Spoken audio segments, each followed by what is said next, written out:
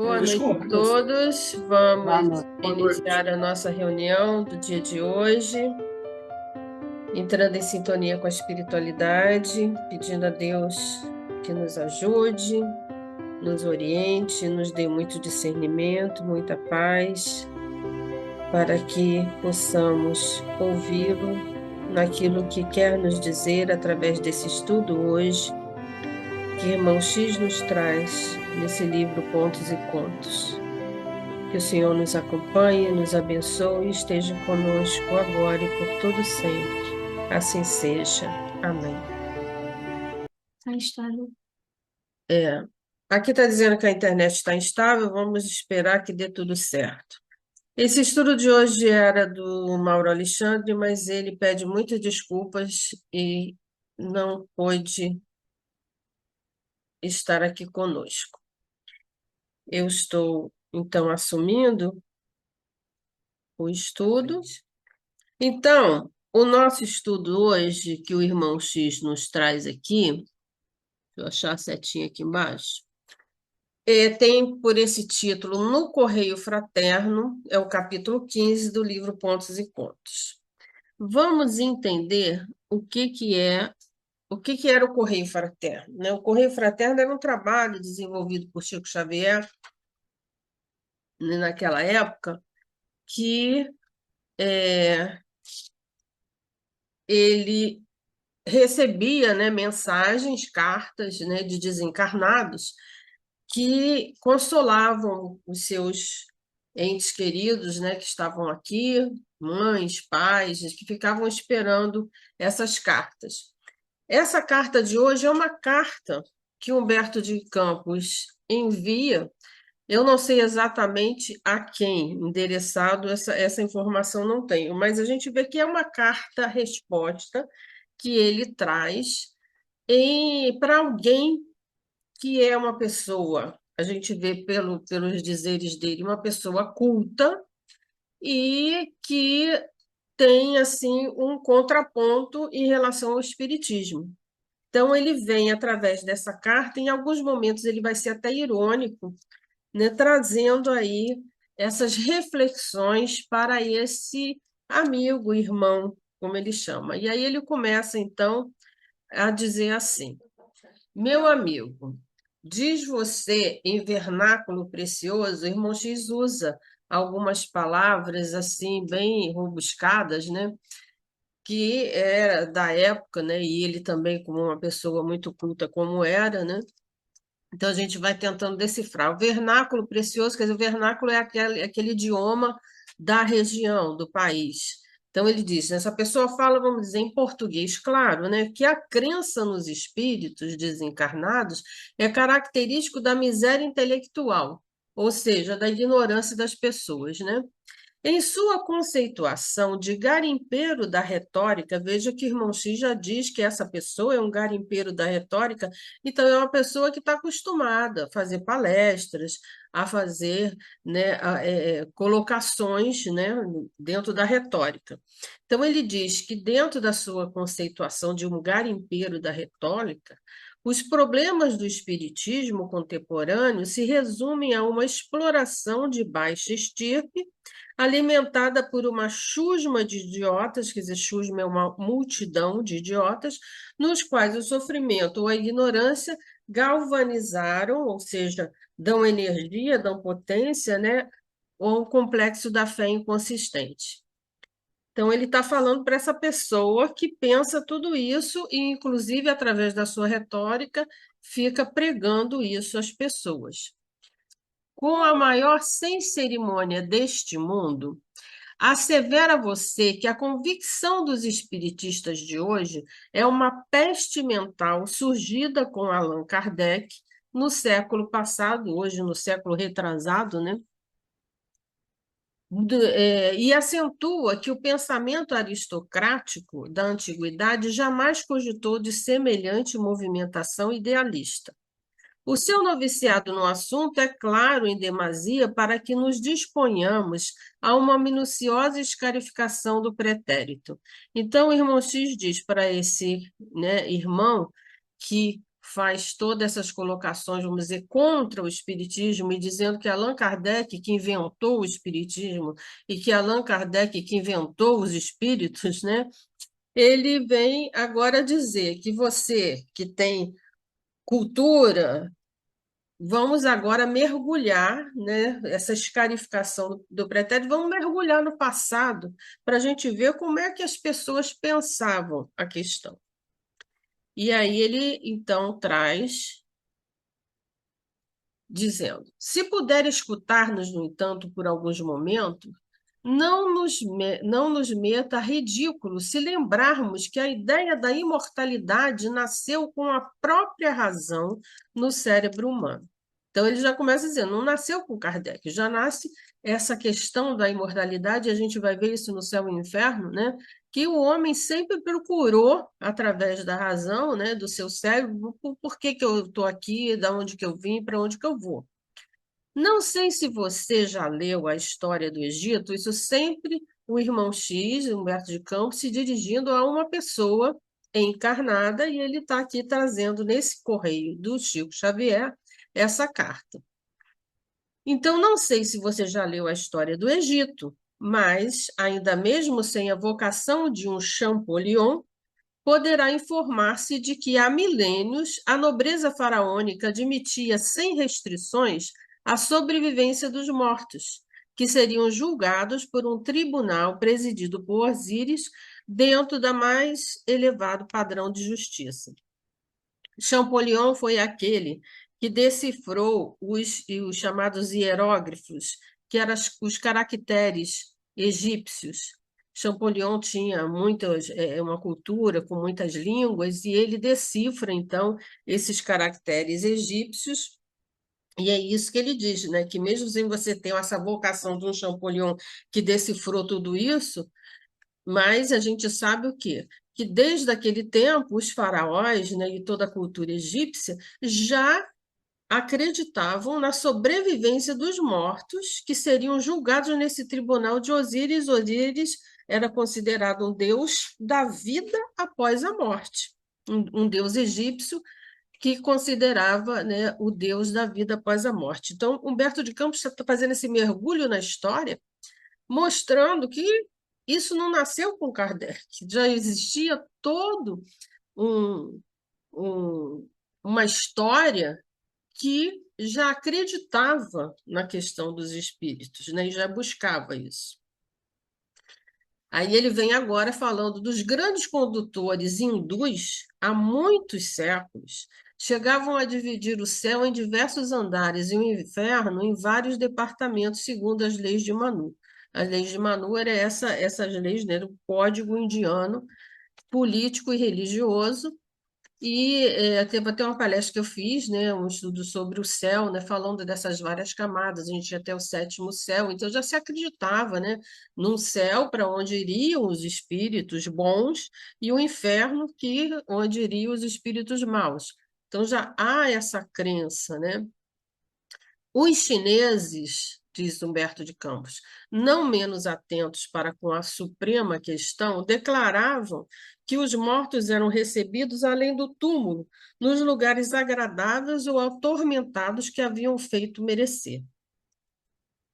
E continua ele: os romanos viviam em torno dos oráculos dos feiticeiros, consultando as vozes daqueles que haviam atravessado o leito escuro do Rio da Morte. A gente vê, inclusive, né, no livro, nesses 50 anos depois, há 2.000 anos atrás, a gente vê realmente como corriam atrás dos feiticeiros, já se acreditava nos magos, consultava-se os magos, os feiticeiros naquela época. Narra Suetônio que o assassino de Júlio César foi revelado em sonhos. Nero, Calígula e Cômodo eram obsidiados cérebros perseguidos por fantasmas. Marco Aurélio sente-se inspirado por entidades superiores, legando suas reflexões à posteridade. Na Grécia, os gênios da filosofia e da ciência formulavam perguntas aos mortos, no recinto dos santuários. Olha bem, Tales ensina, e vem agora os filósofos, né? Ensina que o mundo é povoado por anjos e demônios, por espíritos, né? Sócrates era acompanhado de perto por um espírito guia a ditar-lhe conselhos pertinentes à missão que lhe cabia desempenhar. Na Pérsia, o zoroastrismo acende a crença na lei de retribuição depois do sepulcro, sob a liderança de Hormuzde e Arimã, os doadores do bem e do mal. O zoroastrismo, eu fui até pesquisar, ele vem do século VI, é uma das religiões mais antigas e tem essa questão das duas forças, né? Esses dois, Hormuzde e Arimã, seriam gêmeos, mostrando essa força do bem e do mal que se confrontam. Em todos os círculos da cultura antiga e moderna, sentimos o sulco marcante da espiritualidade na evolução terrestre. Acima de todas as referências, porém, invocamos o Evangelho, em cuja sublime autoridade você se baseia para menosprezar a verdade. Veja bem, agora, depois do irmão X fazer todo esse mergulho na história antiga, mostrando que essa questão de crença nos espíritos, de crença em vida após a morte, na imortalidade da alma, ela vem de muito tempo, não vem com Kardec. Ele agora faz um mergulho na questão do próprio Evangelho, e é interessante que ele coloca aqui, olha, em cuja sublime autoridade você se baseia para menosprezar a verdade. Então, esta pessoa, para quem ele está se dirigindo, é uma pessoa que se utiliza do Evangelho. Então, provavelmente, é alguém que até talvez se diga cristão, que siga, né, diga seguir os ensinamentos de Cristo, mas ele diz, ó, menospreza a verdade dentro do próprio Evangelho. Por quê? Porque vê o Evangelho de uma maneira equivocada. E agora, irmão X vai colocar as questões dentro do Evangelho como a gente deve ver. Ele diz: o Novo Testamento é um manancial de espiritismo divino. E aí ele diz como?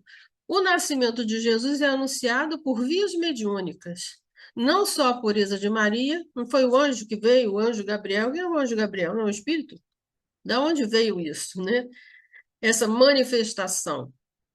Mas a preocupação de José e a esperança de Isabel, Ana, Simeão, que diz, né, que viu, agora posso morrer em paz porque meus olhos viram, são manifestações mediúnicas que estão ali e que as pessoas não estão percebendo, né, na sua leitura, na sua pregação.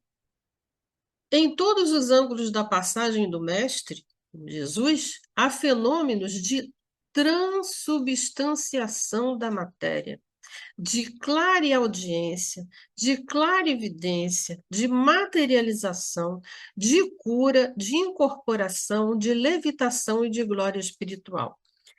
Eu lembro também que eu fiz, né, uma vez um estudo sobre a questão dos milagres de Jesus, que a gente vai ver lá no livro da Gênesis, o capítulo 14, me parece, é o capítulo 14 da Gênesis, tem falando sobre os milagres de Jesus e colocando todos esses fenômenos que acontecem, né, com Jesus, que é chamado milagres, mas que de milagres são fenômenos, fenômenos mediúnicos, né?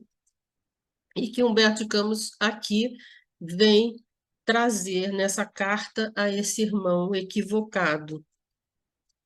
Em Caná, ele diz, transforma-se a água em vinho. A gente vê essa questão até do sabor da água que pode mudar numa questão de magnetismo. Junto à corrente do Jordão, faz-se ouvir as vozes diretas do céu, né? Quando Jesus é batizado, esse é meu filho amado, em quem me comprazo. Isso tudo está escrito no Evangelho, gente. Fazem-se ouvir as vozes diretas do céu, lá no batizado. No Tabor, a transfiguração, olha lá. Corporificam-se espíritos sublimados, né? A gente vê a transfiguração de Jesus, fala que viu Moisés e Elias, e, né, e ficou, né, os apóstolos ali, né, vendo aquilo, uma coisa que todo mundo vibrou, teve uma vibração assim enorme, né? E da onde vem isso?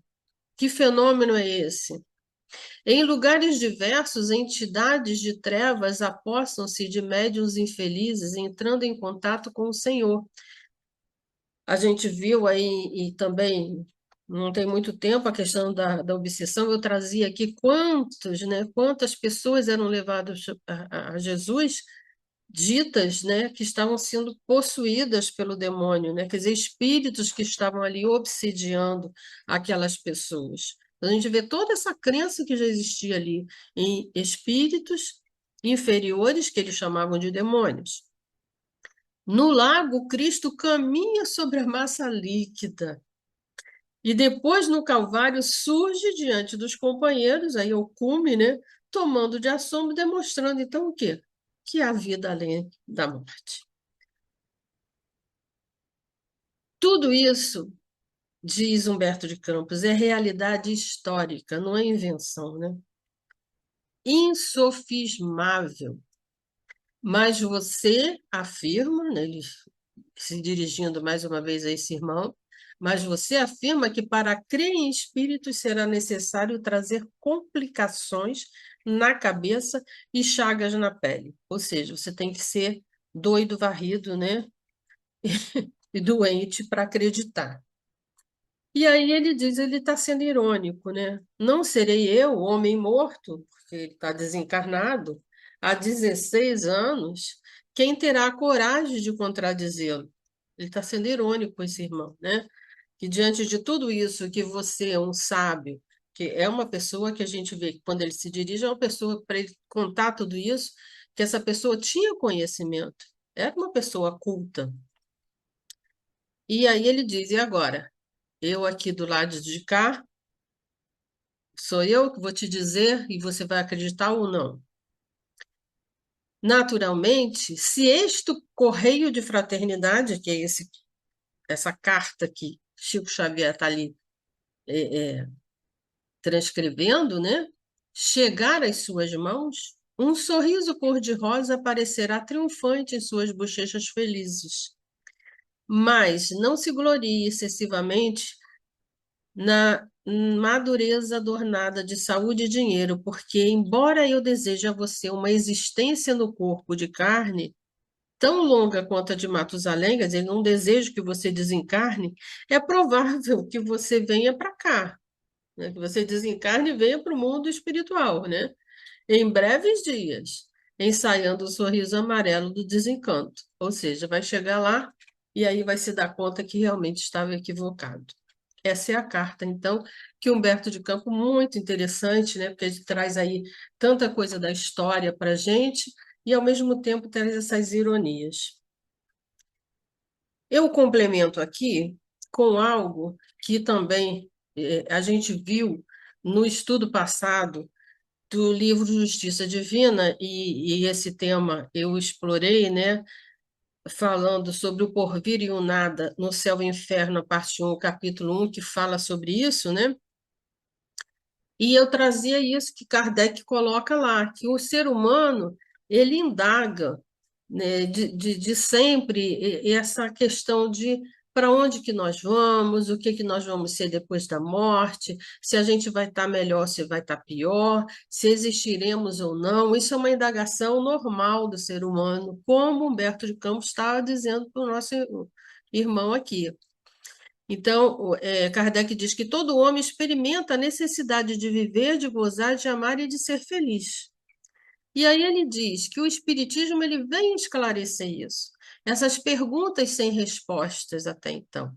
De onde eu vim, para onde eu vou, por que que eu estou aqui, por que que eu estou aqui desta maneira e não de outra, né?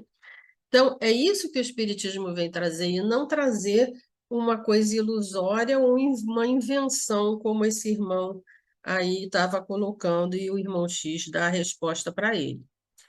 Na primeira parte, então, esse o porvir e o nada do céu e inferno, o item 14, Kardec diz assim, que a doutrina espírita sobre o futuro, não sendo uma obra de imaginação, mais ou menos arquitetada engenhosamente, porém o resultado da observação de fatos materiais que se desdobram hoje à nossa vista, congraçará, como já está acontecendo, as opiniões divergentes e flutuantes e trará gradualmente, pela força das coisas, a unidade de crenças sobre esse ponto, não já baseada em simples hipótese, mas na certeza. Então, ele coloca aqui que foi o que ele fez, né? Baseado na razão, ele foi decifrando aqueles fenômenos que estavam ocorrendo. E aí ele diz que a unificação feita relativamente à sorte futura das almas será o primeiro ponto de contato dos diversos cultos, um passo imenso para a tolerância religiosa, em primeiro lugar, e mais tarde para a completa fusão. E Emmanuel, termino com ele aqui, nesse capítulo 5, O Espiritismo Explicando, do livro Justiça Divina, ele diz que a doutrina espírita acalmou-te, explicando que ninguém pode violentar os outros em matéria de crença, ou seja, cada um vai crer no que crê e tem o livre-arbítrio para isso.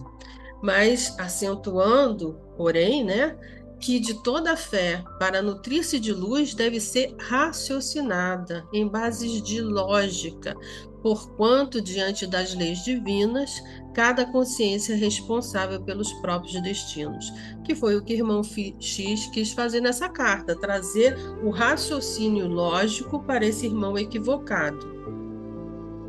É necessário valorizar a doutrina que generosamente nos valoriza, diz o Emmanuel. Sustentar-lhe a integridade e a pureza perante Jesus, que a chancela. É procurar o nosso aperfeiçoamento e trabalhar por nossa união. É isso que Emmanuel nos diz, complementando essa questão que Humberto de Campos traz nesse conto maravilhoso de resposta a um irmão equivocado. Vamos mais uma vez elevar os nossos pensamentos, a nossa oração, a todas as pessoas, a todos os nossos irmãos, especialmente que estão equivocados, que ainda estão na ignorância, que ainda não conseguiram enxergar as verdades que o nosso codificador trouxe através dessa doutrina esclarecedora, consoladora. Que o Senhor possa tocar os corações de cada um desses nossos irmãos e de nós também, para que cada vez mais possamos ter essa fé raciocinada, para que cada vez mais possamos abrir os nossos corações para entender as verdades que Jesus nos traz no seu Evangelho, a toda aquela verdade que não é só para ficar no nosso coração, mas para pôr em prática, no auxílio, no ide evangelizai, no prestar a caridade ao próximo, enfim, em fazermos toda aquela atividade ou aquela missão que nos é confiada a cada dia nas pequenas coisas, nas oportunidades que surgem. Que o Senhor possa nos iluminar a cada irmão, que essa nossa vibração possa chegar a todos aqueles mais necessitados. Assim, pedimos a permissão de nosso Pai maior, de nosso mentor, para não só encerrar nesse momento de reflexão, mas continuarmos aqui mais um pouquinho partilhando essa página tão bonita. Assim, damos todos juntos o nosso graças a Deus. E aí fica a palavra aberta agora para quem quiser complementar. Espiritismo é cultura, né? Irmão X daí uma grande aula com essa página que ele nos traz, mostrando todo esse contexto onde a espiritualidade sempre se apresentou e sempre foi aceita por tantas e continua sendo aceita por tantas e tantas religiões, não só a nossa, né? E prova disso, esse contestador do espiritismo, é que o próprio irmão X passa a assinar Irmão X e não mais Humberto de Campos, porque a sua família encarnada reconhece nos seus textos, psicografados por Chico, a sua autoria, né? Então, para que não causasse problemas ao médium, ele resolve assinar Irmão X e deixa de colocar Humberto de Campos, porque a própria família queria, já que a produção dele a gente reconhece que é os ônus, né? Dessa produção. Então, tem muitas pessoas que eles precisam contestar, né? É mais fácil eu contestar, eu negar, do que eu ter que assumir as consequências de que sei que sou um espírito, que existo há muito tempo e que terei que dar conta de tudo que aqui eu faço, né? Terei que prestar contas à minha própria consciência. Então é mais fácil negar, né? Então a gente nega. Mas foi uma belíssima página e ele nos trouxe uma grande aula. Gratidão, Padre. Obrigado, dona Valéria. O Espiritismo, Humberto, mostra que ele é simples, conciso e preciso, né? Não tem que inventar. Está tudo ali. Ele mostrou para essa pessoa que ele precisava pesquisar e não só ter achismo, né? Então está aí, grande lição. Obrigado, dona Valéria.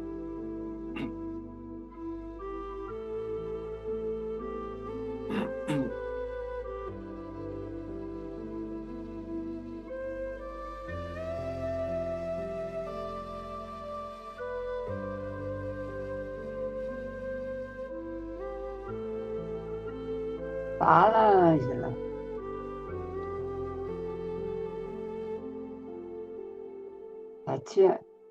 Tatiana, fala um pouquinho da maravilhosa lição que foi buscar lá nos primórdios. É verdade.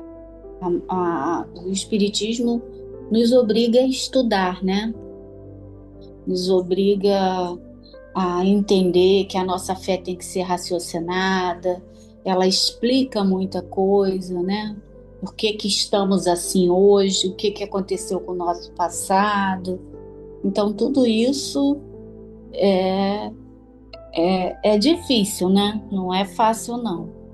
E o mais importante do Espiritismo, no meu ver, é a prática da caridade, a prática do bem, é ser bondoso de forma verdadeira, não só falar, né? E até nas atitudes, que eu acho que é bem difícil quando a gente é posto à prova, né? A gente às vezes fica nervoso, fica isso, fica aquilo, não consegue pôr a prática. Mas nos faz pensar muito.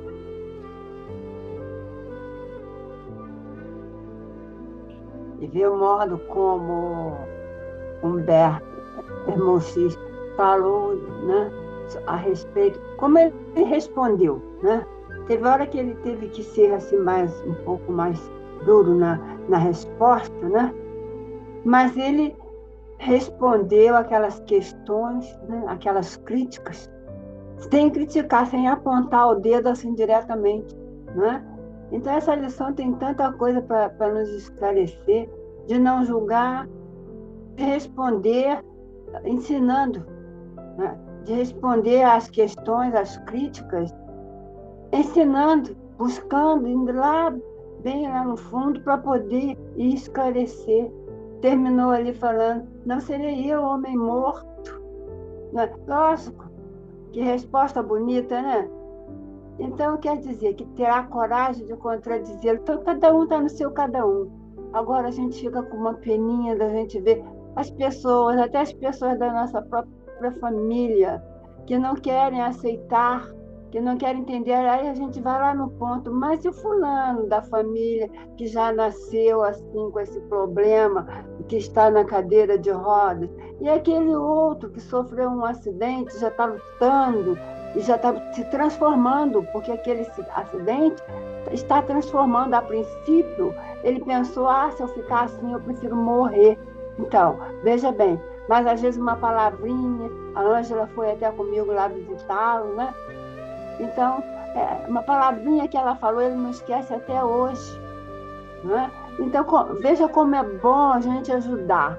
A gente tem uma peninha, mas não é peninha que a gente tem que ter. A gente tem o que Deus tem de nós, misericórdia. Deus é misericordioso. E nós temos que ter misericórdia desses que ainda na atualidade, com tantas coisas, com tanto avanço, ainda falam do espiritismo, ainda jogam na nossa cara. Isso é coisa do outro, né? Não se deve servir a Deus e a Mamon. Isso é coisa de Mamon. Espiritismo é coisa do demônio. Então, quer dizer, ainda hoje, vamos ter compaixão, porque tem que ser devagar. Nós estamos aqui, há quanto tempo que a gente escuta falar de Jesus? Estivemos lá, não é? Então, é tudo assim muito delicado. E essa lição serviu para a gente firmar, né, dar testemunho. É firmar dentro de nós, né? Dentro de nós, e já vem, em todo tempo Jesus enviou, né? Em todo tempo. Na lição do Evangelho de segunda-feira, teve um pedaço do Pão Nosso que fala isso. Em todo tempo Jesus enviou por Deus, né? Em nome de Deus, enviou aqueles que começaram a trabalhar para nos deixar. Hoje nós estamos melhores, né? Porque temos mais facilidade com as coisas. Não é dizer que nós estamos perfeitos, mas nós já entendemos das nossas imperfeições, né? Então foi uma lição maravilhosa. Foi buscar no Egito, na Índia, em todos os lugares, para mostrar que Deus está presente sempre, em todo o tempo da existência do planeta e de outros planetas. Deus está presente. Jesus é a luz para nós. Graças a Deus. Anjinha, balbuciou alguma coisa, mas liga o microfone. Então, gente, é isso. Quem dera que numa só encarnação a gente pudesse ter tudo completo, né? Quem me dera. Mas não pode. Então é necessário a gente ir e voltar, né? É devagar. Outra coisa também que eu estava aqui pensando, né, pessoal? Se preocupam tanto porque a gente acredita em espírito, porque a gente fala com espírito, porque... Por que não se preocupam em observar os nossos atos e a nossa forma de nos conduzir? Né? Faz tão mal a gente acreditar nisso tudo, né? Que a gente está tentando cada dia, eu vejo as pessoas ao meu lado cada dia tentando ser melhores.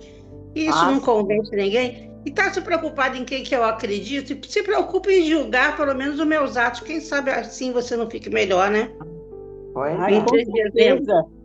As ações de cada um. Mas ficamos preocupados. Diga, Ângela. Estamos dentro de um processo de transformação. Se a observação servisse para alguma coisa, pelo menos ia ver que as nossas atitudes vão ficando diferentes à medida do nosso amadurecimento, à medida que a gente vai acreditando, né? Porque a gente vai entendendo que muitas coisas que a gente fazia era errado. Preciso contestar algo, então fica contestando. Vai contestando, mas mesmo transformando também seria maravilhoso, né? Mas como mesmo Humberto coloca lá no final, né? Quero ver teu risinho amarelo quando tu chegar lá e dedicar comigo, do outro lado, aí é que tá, né? Quem vai rir? Quando dá de cara com a realidade, aí deu um sorriso amarelo. Pois é. Tudo tem que se iniciar você questionando, né? Quando você não tem dúvida e você se engessa naquilo, é complicado. Eu digo, esses dias eu conversava até com a Raquel, por mim mesmo, né?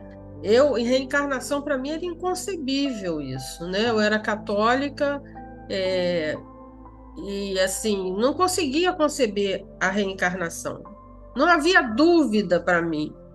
Então, e na verdade, quem veio me trazer a dúvida foi Raquel, né? Eu digo sempre que a primeira pessoa que ela evangelizou foi a mim, já chegando, nascendo assim, com umas coisas. Então, exatamente no momento em que eu comecei a pensar assim, será que o que ela está falando tem sentido? Da onde que ela tirou isso? Quer dizer, quando você começa justamente a buscar na razão daquilo, você tem que colocar uma interrogação. O problema é que a gente às vezes se engessa, e isso hoje também dentro do espiritismo eu reflito, que a gente também não se engesse. A gente tem que colocar assim, a interrogação. Da onde? Porque isso tem sentido? Isso tem validade? Não tem? A gente tem que continuar, como o exemplo do nosso codificador, a busca, porque o próprio Kardec, logo no início, ele falou assim, gente, isso aí ou é magnetismo ou isso é charlatanismo, né? Ele não acreditava, e ele foi buscar uma coisa ali que, em princípio, ele não tinha aquela ideia de que aquilo era espírito que estava falando, ele não achava que era isso. Mas ele se abriu, Observação. colocou a interrogação. O que é isso aí? Vamos procurar ver. Então, eu acho que a questão é essa: a gente não pode se engessar em momento nenhum, em local nenhum, de que é assim e tem que ser assim. Esse é um grande perigo.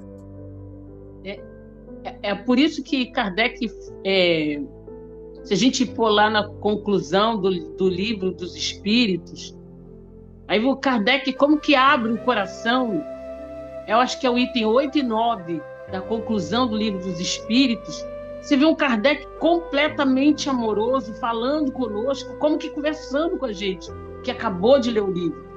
E ele fala, ainda não está tudo. Então, existe muita coisa que a gente ainda não tem condição de aprender e fica fechado para nós. Por isso que a gente não pode engessar. E está aberto para aprender. E por isso que a gente está num grupo, num núcleo, começa com um pequeno, que é o da família, vai para outro, a vida em sociedade nos chama a aprender uns com os outros. E esse aprendizado está tudo misturado, tudo. A alfabetização, a tua forma de trabalhar, a tua forma de... À medida que a gente vai amadurecendo como espírito mesmo, a gente vai aprendendo a vivenciar e respeitar as limitações. Eu acho que é isso que falta dentro das religiões, a possibilidade de deixar aberto espaço para o novo. Aliás, para o novo não, né? Porque lá no Egito não é novo, né? Tem que deixar aberto espaço para compreensão.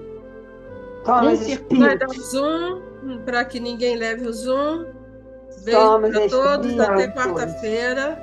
Obrigada pela participação de todos. Boa noite de paz com Jesus. Eu tenho que agradecer a escola. Amém. Sempre, né, Ângela? Isso aí. Grande beijo. Tchau, gente. Até a próxima, se Deus quiser. Maravilhoso.